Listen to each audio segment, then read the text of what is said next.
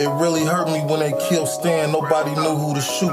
We ain't even have a plan, he sold me my first gun. He held my first son, if I was with him shooting it out, bitch we the one. I shed tears for my niggas who ain't here. They tattooed and spit that real shit to remember him, bitch I'm that dude. Catch a op and spit on his baby daughter, I'm that rude. Right at 3 o'clock, as soon as he get her out of school. You killed my dude, I don't give a fuck about you. I hope somebody killed you in case I never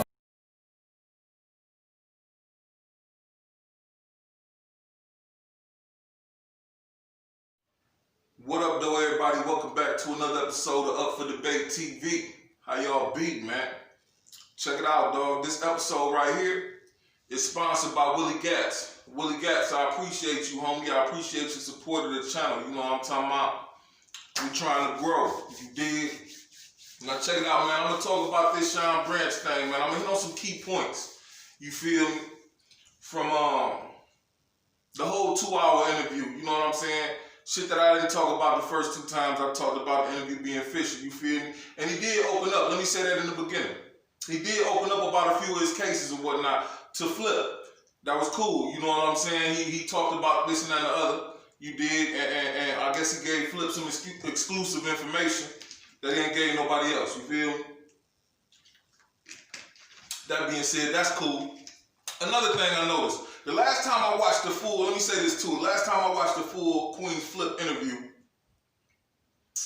was the Paparazzi Poe interview, and I remember him giving Paparazzi Poe a bunch of flack about cursing. Every time he cursed, he had something to say, something slick. He was mean mugging, talking about, oh, you're gonna make me edit, and this and that and the other. I noticed he didn't say none of that to Shaefer Rd. Shaefer Rd was cussing like a sailor. You know what I'm saying? I noticed him not saying nothing to Shaefer Rd. I also noticed his character change into a swishy dude.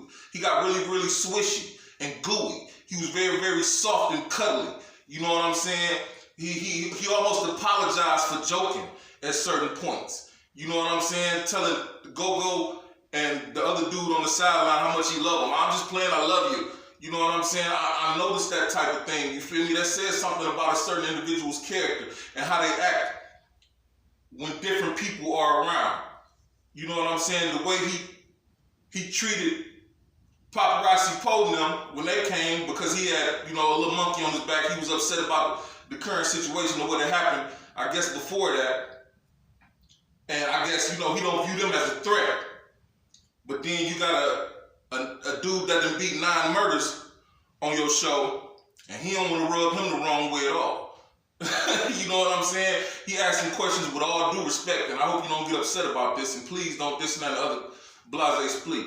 You know what I'm saying? That's all I'm saying is I notice things. You know what I'm saying? Respect is one thing, fear is another. Now let's get to it, dog. Let's get all the way to it, dog. You know what I'm saying?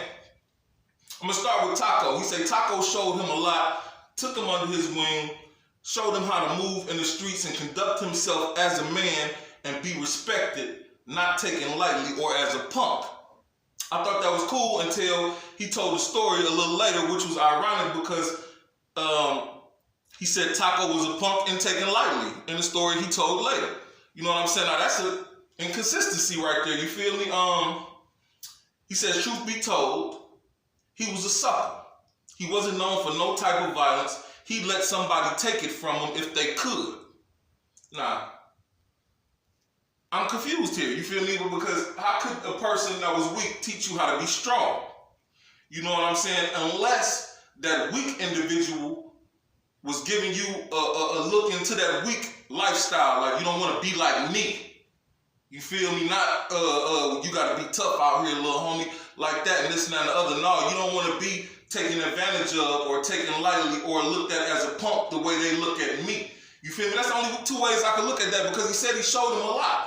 You feel me? To quote him, he said, showed him how to move in the streets and conduct himself as a man and be respected, not taken lightly or as a punk. So for old boy to be called a punk later on in the thing, it's kind of crazy, don't you think? Now, check it out. He said he caught his first body at 17 years old when an older dude tried to snatch his money at the ice cream truck, and Sean pulled out a butterfly knife and gutted the dude. Now, he beat that case with a court-appointed attorney named Sean Moore. Now, that's interesting, you feel me?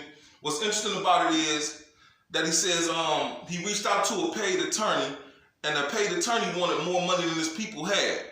And his grandmother wasn't taking out a $40,000, $50,000 loan or a mortgage on her home or whatnot to pay no attorney. Now, earlier or later on in the interview, I believe he says he met Lou and Demisio when he was 15.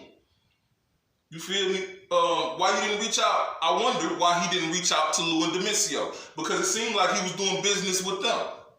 You know what I'm saying? They wouldn't have bailed him out on the $50,000. What y'all think about that? Y'all think Lou and Demisio had 40, 50 racks to pay a paid attorney, even though the court appointed beat it for him? You know what I'm saying? I would have thought he'd have beat it anyway on the self-defense. You feel me? A nigga grabbed my money. He said a nigga grabbed his money. He had like $600. He said nigga tried to grab it out of his hand, but he wouldn't let it go. And ironically enough, he said he was thinking about Taco telling him, don't let nobody take nothing from you. You can't be looked at lightly or as a punk out here. You feel me? And that's why I say it's also ironic for him to call him a sucker later on in the interview. You know what I'm saying? To say he'd let people take something from him if they could. You feel me? But hey, that's just something I thought was interesting along that way. You know what I'm saying? But like I said, he said he had been hustling since he was like 15 or whatnot. And he had moved from a zip to a brick with Demisio in them. A zip to a brick, that's a large jump. And he said when he broke down the zips, Demisio was giving them zips for $500. He said there was usually 12 up there. So he said he was cutting them up in the 20s and making $2,000 a zip. You feel me? So he was making Demisio them good money too. That's why I say y'all don't think he reached out to them and tried to get some bread put on his books or something like that so he could beat this charge? You feel me? He did say that they developed a brotherhood like bond, tight bond. You feel me? I thought that was kind of interesting too. Now dig this here. He said when he first started hustling, a guy named K gave him some work. And while he was hustling, he saw an old timer get his head blown off right in front of him with a shotgun. He said it scared him and it traumatized him, but it also made him want to get crazy. He said it had done something to him mentally or whatnot. Now he said that stuff scared some kids, but it made other kids, that stuff scared some kids, but it made him want to do that because he saw the fear that was put into everybody around when a dude came out with that gun. Everybody got away from him, and that made him want to get a gun in his hand. Now, there's a few ways you can look at that. You know what I'm saying? I wonder if he was targeted or tried by older dudes, even dudes his age or whatnot, a lot when he was younger. You feel me? Between the ages, like the host said, between the ages of 11 and 15 or 11 to 17 when he caught the first body or what have you. I wonder how much he was tried because the statement he makes you think that, I don't know, it could go both ways. Like I say, that type of thing, seeing a dude get their head blown off in front of you could be the same thing that makes a cop. You feel me? Like, I gotta stop people from doing this. This type of stuff can't go out, you know, that make a dude go and join the force and become a cop. But in his instance, it made him want to be that dude that held the fear. You know what I'm saying? Now, I wonder how that worked out for him. You feel me? That's an old saying, would you rather be feared or loved? You know what I'm saying? Rayful was loved. Branch was feared. Rayful still loved. Branch is probably still feared. You know what I'm saying? But I don't know, which one would you rather be? Feared or loved? You know what I'm saying? Now, like I said, I wonder how many times he was targeted. Because that's a bold statement for him to make and say it made him want to get crazy. You know, I could take that as saying it made him want to make sure it didn't happen to him, so he got just as wild as the streets. You know, when in Rome, they playing like this, so I'm going to play like this too. You know what I'm saying? Or you could take it as though, I don't know. It's just a bold statement. You know what I'm saying? It's a bunch of ways that statement right there can be read or taken. Now, after that, the host asked him, did he have a Napoleon complex? He said no. He knew how to fight. It might have been some dudes bigger or whatever the case may be, but for the most part for him, he said it was the gun of the night because he had to get people out of his business and get them out of his business expeditiously on some T.I. stuff. You know what I'm saying? Dig that there. He said his grandmother threw away some coke that he had in his room thinking it was baking soda he had lying around. Now, that just sounds like a scene from Notorious. Am I right or wrong? Somebody told me that in the inbox. Shout out to you, sir. He said, man, that dude is up here telling stories from the Tories. When I didn't get it until I heard that part right there. You know what I'm saying? Your grandmother threw away your work, did she? She thought it was baking soda? Okay. Was her name Miss Wallace? I'm just asking. You feel me? Now, he said his pop sold Delilah's or Delilah's, which is kind of look like a little cold tab or something like that. Now, I wonder if that's like a masculine. You feel me? That Detroit flow. You feel me? They used to sell scalenes back in the day before ecstasy and all that, Molly and all that was popping. Niggas would drop a scaline in their brew, their Mad Dog or whatever like that, or they might just pop it. You know what I'm saying? But I wonder if they one and the same. You feel me? Somebody let me know if they know. You dig? Now, you say Taco got locked up in 86, 87, and he met Lou Hobbs and Demencio. They was giving him more than Taco put in his hands because they trusted him a little bit more because they didn't have no way to get rid of it. That's weird too. They didn't have no way to get rid of it. And what he said, they were in a hood where he was respected a lot. So it was only right for these dudes from out of town to get with somebody respected in that hood, and their relationship grew once they realized that he wasn't on no BS. He'd get them their money, and whatever situation they ran into within the hood of Montana, he'd make sure that they were straight and they didn't have no problems. And I believe all of that except for they didn't have no way to get rid of it. Here's why. The whole reason Demencio was supposed to have been in D.C. anyway is because he took over who? Gangsta Pop's organization. And Gangsta Pop organization was already operational and flourishing. You feel me? So that's kind of tricky saying he didn't have nowhere to get it off at. He didn't have no way to get rid of it, so they had to give it to me. They put it in my hands and trusted me like that. Because like I say, Pop's organization was already flourishing. You know what I'm saying? Demencio took the reins and did what it did. So that's just a little bit questionable, if you ask me. You know what I'm saying? I did this here. He said it got cool because he saw Devon and Demencio getting robbed by a jack boy named Herman Epps.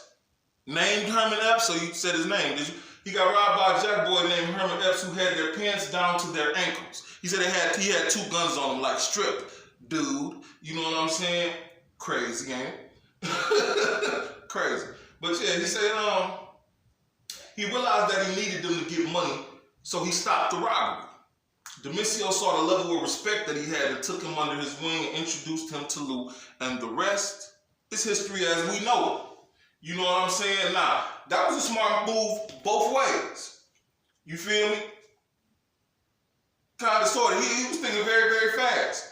You know, because if you watch that interview, he was saying that he went to a lady's house. I don't want to call her the wrong name, so I won't call her name at all. But he went to this particular woman's house who was selling for Demencio and them. And they had $50 rocks that was this big. He said he cut down one of their $50 rocks and made something out of it. A few $100s or something out of it. You feel me? The rocks were so big and this and that and the other. So he knew that getting with them would lock down that area because no one had it locked down anyway. It was an open air drug market according to him. So he said that was a hell of a play that fell right into his lap right at the right time. And that's the same thing probably Demencio felt like. He fell right into the game right at the right time because old boy might have spanked him. It was about the murder game heavy down there according to DC individuals and natives, you know what I'm saying? So he might not have left him living after he stripped them naked and took all the earthly possessions. You know what I'm saying? So who knows, man? But like I said, I guess I got to get at a smart move on both behalves. You feel me? And I did. He says he was 15 years old when he met Demencio. Demencio was 18, 19 at the time. Okay. So he met Demencio when he stopped Herman Epps from robbing him. And he caught his first body at 17. So what made dudes respect him enough to stand down like Herman Epps stood down when he told them that's my people? Because he hadn't put in any work yet. Unless it's something we missing or something that he's just not saying. Because he's saying that, you know, he started putting in work basically at 17. That type of work. You know what I'm saying? And that's what changed the game for him. So I wonder what made people respect him up until that point. To say, all right, is it just because he was from the soil? Because a wolf ain't gonna care about the soil like that. All the wolf care about is eating. You feel me? And if you get in the way of that, then you'll lay in that soil. So I just wonder what took place up in them areas. You know what I'm saying?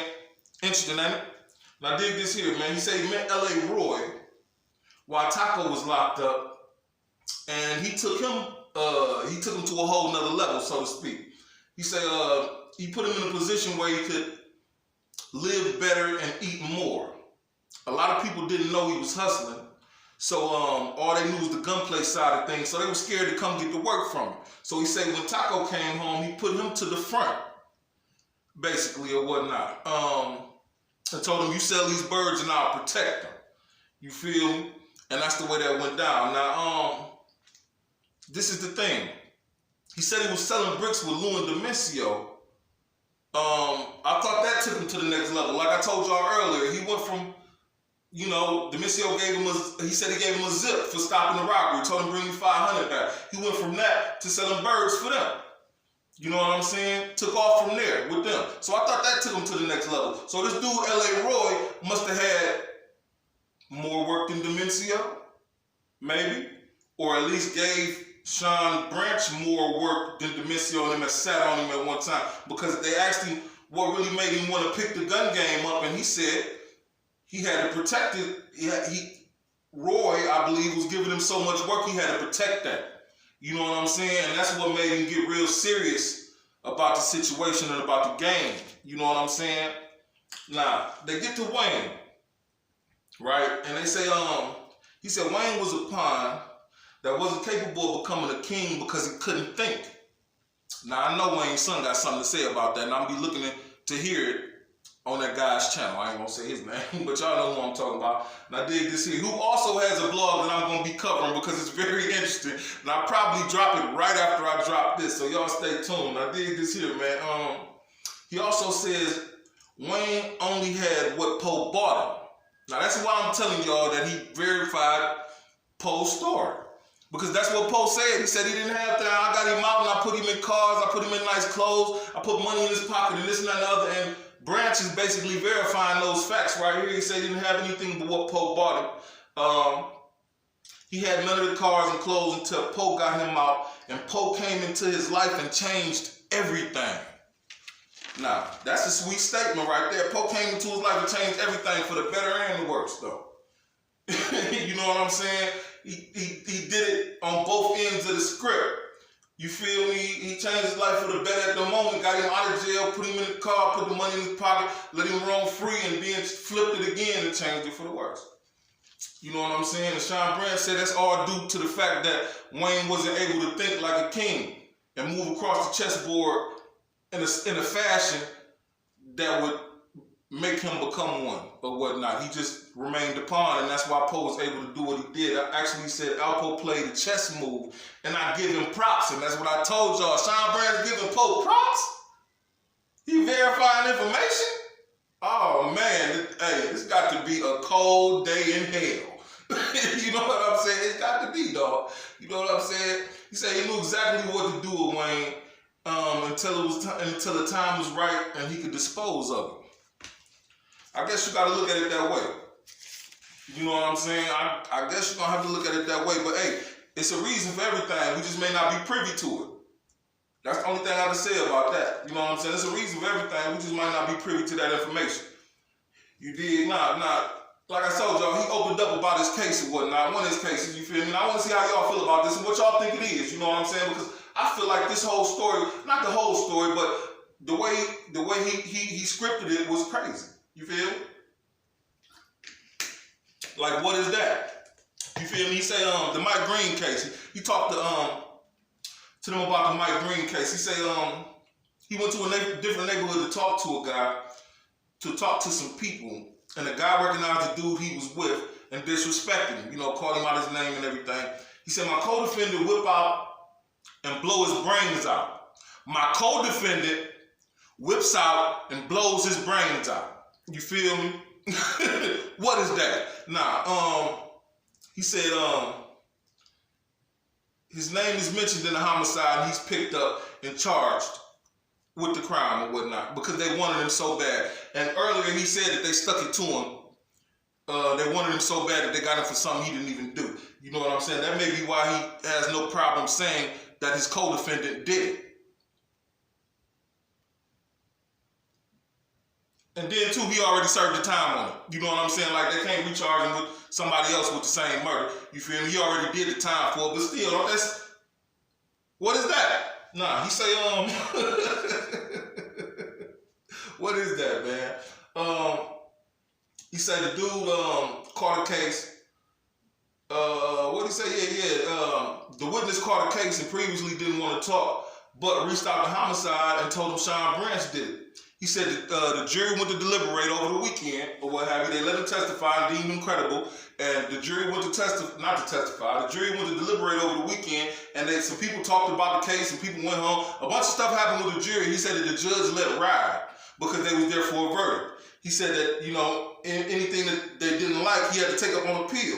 And I dug that because that made me laugh a little bit. He like, man, that's messed up because taking it up on appeal mean I got found guilty. You know what I'm saying? And true indeed, he got found guilty. And he said his co-defendant got found not guilty of the crime. You know what I'm saying? Nah. He said he did 25 years off that too. You know what I'm saying? Nah. The co-defendant is locked up now on 2 murders. But ain't that brazen to get up there and say my co-defendant whipped out and blew his brains out? It's pretty brazen, ain't it? What else could it be called? I will let you tell it. I ain't gonna say it. Now dig this here, man. One other thing I'm gonna touch on is the fact that he said he was stuck in ADX because he couldn't go nowhere due to the Aryan Brotherhood. He must have really did something to them Aryans not to be able to travel to no different compounds. He said he went right across the street from there after that. You know what I'm saying? I guess that to another safe haven. You know what I'm saying? Where I guess it wasn't many Aryans, or I don't know what the case may be. But I did hear about that blood war. I wonder who won. Because I heard both sides. I heard the Aryans won that war. I'm going to keep it 100%. I heard the Aryans won that war against the DC Blacks.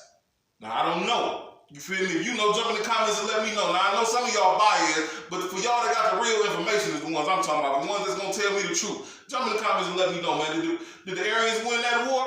Or did the DC Blacks hold it down? You know what I'm saying? I don't know. Now, another fun fact is that I happen to know that Demencio did not get his name, Montana, from Montana Terrace. Did you know that? A bunch of people in New York know it too. A bunch of people in New York know it too. Demencio did not get the name Demencio Montana from Montana Terrace because DC natives gave it to him. No, he got it from a New York dude. He had it way before he went to DC. You know what I'm saying? But you wouldn't know that. You just looking at the person in front of you and what they saying. And you amazed because it's a person in front of you and he's saying something, ain't you? I know he is. If you know the truth, jump in the comments and let me know. Am I lying? Am I telling the truth? I know. I can tell you beyond a shadow of a doubt, though, that he did not get his name, Demencio Montana Benson, from the Montana Terrace and from the DC natives. Now, what you think about that? Ozone O, Up for Debate TV, and you already know who it is, my baby.